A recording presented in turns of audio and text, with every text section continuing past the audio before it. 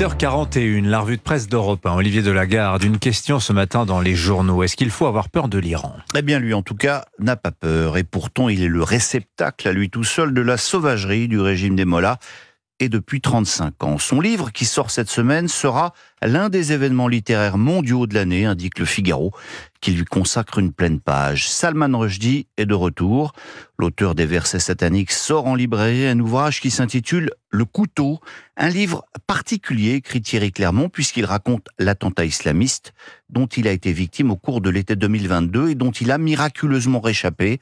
12 coups de couteau à la gorge, au visage et au foie. Son agresseur était un Américain d'origine libanaise de 24 ans, admirateur de l'ayatollah Khomeini, celui qui avait prononcé la fatwa contre Rushdie en 1989, qui exhortait tous les musulmans, où qu'ils se trouvent, à exécuter cet auteur jugé blasphématoire. Le couteau n'est pas le livre le plus facile au monde à écrire, déclarait Rushdie l'année dernière, mais c'est quelque chose que je dois parvenir à faire pour pouvoir entreprendre autre chose. Le livre sort jeudi prochain dans le monde entier, enfin pas en Iran. Le régime de Téhéran qui fait la une, c'est évidemment pour ces frappes qui ont visé Israël dans la nuit de samedi à dimanche. Eh oui, l'événement monopolise tous les gros titres ce matin avec de mêmes questions qui reviennent d'un journal à l'autre. La crainte de l'embrasement, titre le Télégramme de Brest. Jusqu'où monteront les tensions, s'interroge le Dauphiné Libéré en une. Alors dans la foultitude de papiers que vous propose la presse ce matin, si vous ne devez en lire qu'un, choisissez peut-être celui de Dominique Moisy des Échos, qui nous explique pourquoi, contrairement à ce qu'il claironne, les Iraniens sont les grands perdants de l'opération. D'abord parce que cette attaque a fait sortir Israël de l'isolement diplomatique dans lequel l'avait plongé sa guerre à Gaza.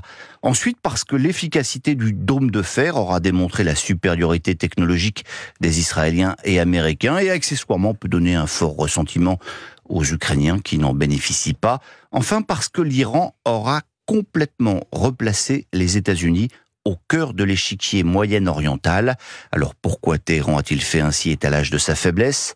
Probablement, répond Moisy, parce qu'elle a surestimé ses forces et sous-estimé celles de son adversaire. Donc pour vous, l'Iran, c'est féminin. J'ai fait la remarque à Vincent Hervouet, masculin, féminin, c'est pas évident. L'actualité aujourd'hui, on en parle beaucoup sur Europe 1 aussi, c'est le 5e anniversaire de l'incendie de Notre-Dame, Olivier Delagarde. Et la Croix, qui est féminine, fait un point précis de ce que l'on sait des causes de cet incendie. Et c'est assez vite fait parce que après 5 ans d'enquête, on reste dans le brouillard total. Mégots oubliés, imprudence d'ouvriers, court-circuit, on n'en sait rien, ou ceux qui savent ne peuvent rien dire. Ensuite, il y a aussi plein de questions sur les retards dans l'intervention des secours, qui pourraient révéler d'importantes négligences de la part de l'État. Ministère de la Culture, Pompiers de Paris, Monuments historiques. Là, c'est plus simple. On ne veut surtout pas savoir.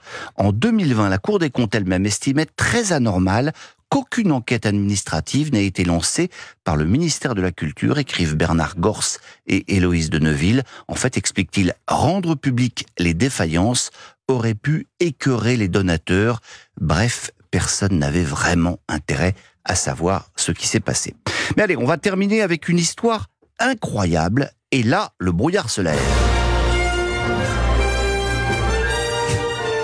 Alors, je ne vous ferai pas, évidemment, l'affront de vous demander si vous avez reconnu cette musique. Vous vous souvenez, Jurassic bien sûr. Park, Vous vous en sûr. souvenez ? Eh bien, nous y sommes, Anissa. C'est dans les Échos que vous lirez ça. Comment ça, nous y sommes ? Une équipe de généticiens américains est en train Non. de trafiquer des ADN d'éléphants afin de redonner naissance à des mammouths laineux. Ah. C'est ce que raconte Yann Verdeau. Vous me rassurez. Ils Je voulais venir affirment... avec un tyrannosaure, là j'étais un peu inquiet. Non, des mammouths hyéneux. Ils affirment donc être capables de faire revivre une espèce animale disparue à la fin de l'ère glaciaire. C'est de la biologie synthétique. C'est tout à fait sérieux. D'ailleurs, c'est dans les Échos et la preuve, explique le journal Les Sous. Leur start-up a déjà levé 220 millions de dollars. Des mammouths seraient ainsi réintroduits d'ici la fin de la décennie dans une zone au nord de la Sibérie. Et cela aurait une vertu écologique en plus, parce qu'en tassant la neige, il réduirait le réchauffement climatique. Ça vous paraît dingue ? Eh bien, pas autant finalement que le retour de Jean-Pierre Foucault sur Europe 1. Alors, attention, Oui. ne me faites pas dire ce que je n'ai pas dit. Loin de moi, bien Attention sûr. à vous, hein, L'idée Olivier de Delagarde. comparer Jean-Pierre Foucault, notre Jean-Pierre Foucault national, à un mammouth laineux. J'étais sûr Mais il y a qu'il Michel allait- Drucker, donc c'est pas Si, possible. si analogie il devait y avoir dans l'actualité aujourd'hui, le comeback de Jean-Pierre Foucault, ce serait bien sûr plutôt dans le ciel d'Europe 1, comme le retour de la flèche de Notre-Dame. Joli compliment. Alors ça, c'est Alors joli. là, ça, c'est Ah, vraiment de donner. Bravo. Qu'est-ce qu'il ne faut pas faire? Olivier Delagarde sait y faire.